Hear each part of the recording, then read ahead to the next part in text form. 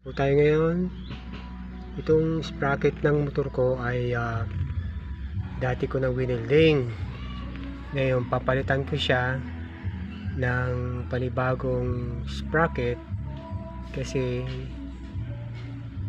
masyado nang mapurol yung sprocket na yan. Palitin na talaga, kaya kailangan ko itong tanggalin.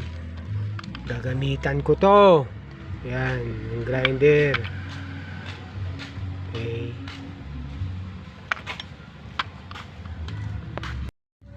Ayan po. Tapos na natin grinderin. Tatanggalin po natin ngayon. Ayan, tanggal na. Tapos papalitan natin ng bagong sprocket. Ayan. Hanapan lang natin yan ng lugar, yung swak. Ayan. So wiwildingin natin yung mamaya yan. Tatanggalin lang natin yung connection ng regulator, tsaka CDI, tsaka siyempre yung battery. Okay? Okay.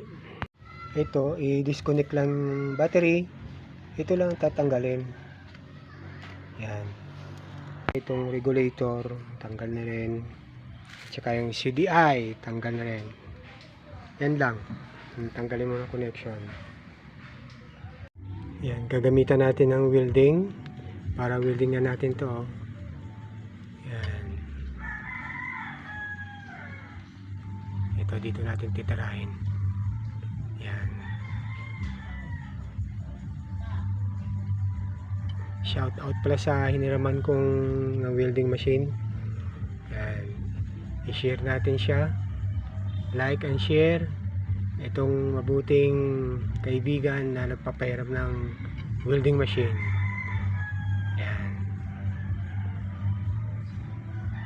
So, wiwildingin natin yan.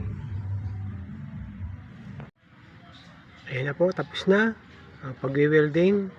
Ayan na po, tapos na po. Na-welding na po. Yan po ang welding ay kaliskis.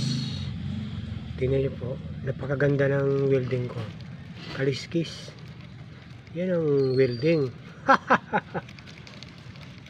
Okay, tapos na. Thank you.